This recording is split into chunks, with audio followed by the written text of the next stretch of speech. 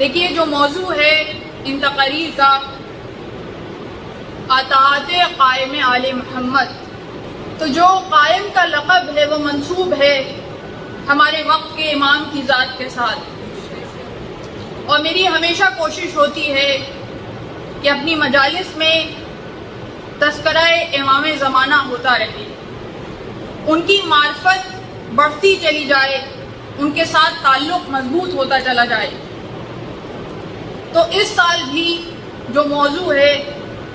وہ امام کی ذات سے مربوط ہے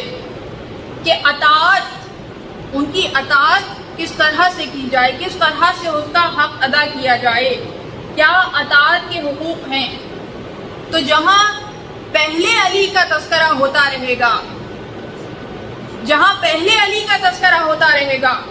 اور 11 علی کا تذکرہ ہوتا رہے گا، وہیں 12ویں علی کا کہ جو ہمارے وقت کا علی ہے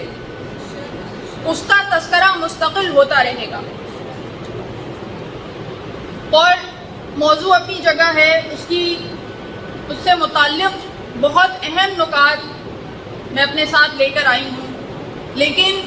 کچھ ذمہ داری آپ پر بھی ہے، اس لیے کہ جو پڑھنے والا ہوتا ہے، خاص طور پہ جو فی البدی پڑھتا ہے، ایک کچھ ہے جو یاد کر کے پڑھتے ہیں، کچھ فی البدی پڑھتے ہیں، تو فی البدی پڑھنے والے سے پڑھوانے کی ذمہ داری سننے والوں کی ہوتی ہے۔ یہ آپ پہ منحصر ہے کہ آپ میرے اندر سے کیا نکال لیں، اس لیے کہ میں اس وقت ایک میڈیم ہوں جسے استعمال کیا جا رہا ہے ذکر حسین کے لیے، ذکر مولا کے لیے۔ میری اپنی کوئی استعداد نہیں ہے، میری اپنی کوئی حیثیت نہیں ہے، وہاں سے